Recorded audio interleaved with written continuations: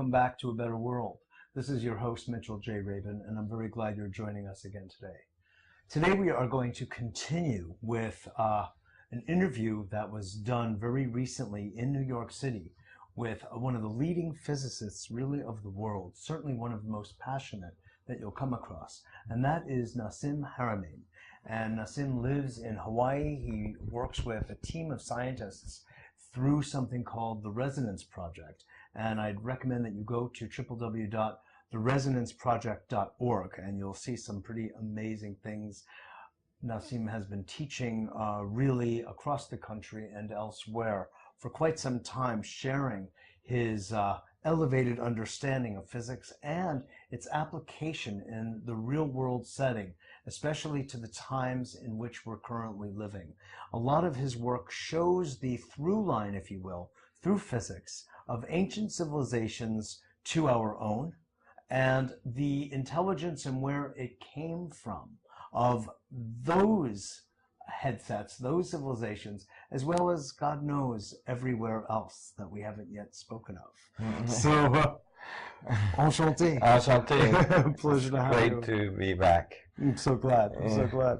So we've reached a heightened pitch here, Nassim, about the application of your thoughts and the physics that you've laid out to the, let's say, the correction to complete the feedback loop that has been, in a sense, harmed or distorted over time. Right. And you're saying that technologies can develop out of your understanding of physics that can help to set aright, if you will, on balance again, man's relationship to nature, to the earth herself, and therefore the earth herself to the larger systems in which she lives. Right, exactly. Can you speak to that a little bit? Right. Well, you know, we've been moving in the direction of, in our society, of this concept that we are somehow separated from the rest of the universe, that we're not part of nature, but that nature is there for us to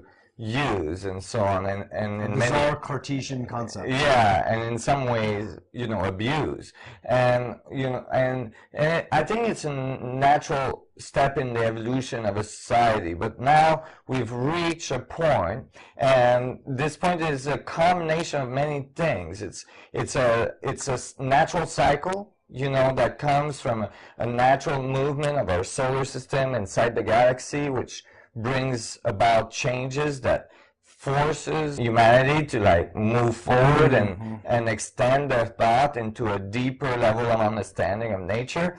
And as we reach this combination point, society is ready to transcend the level of technology that they've been using to a whole new level of technology. And that from a more mechanistic, you could say, system based to perhaps energetic in some way? Yeah, energetic, you could say. It's still mechanistic because, you know, we think of mechanistic as linear, but actually fundamental mechanics of the universe are really non-linear, very advanced.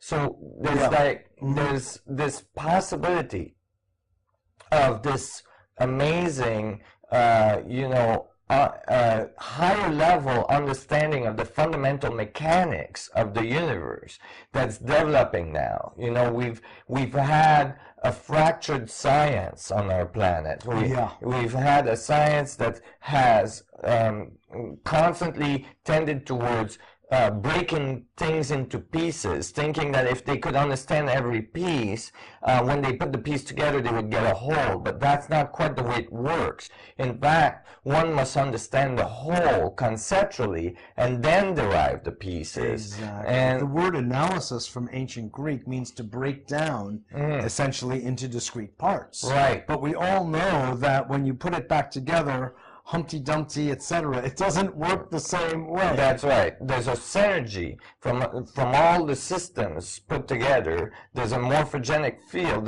and so on. Exactly. And so that is necessary. And we're learning about that now. We're learning about well, not so much what differentiate one piece from the other, but what actually is common to all pieces, what's common Yes. to the structure of space-time and reality, and how, you know, it interacts with us, and what's common between all humans, what's common between the humans and the universe, and we're actually finding our true place in the universe. Yes. And as a result, then there is technology that mirrors that level of understanding that can come out, that can emerge from it.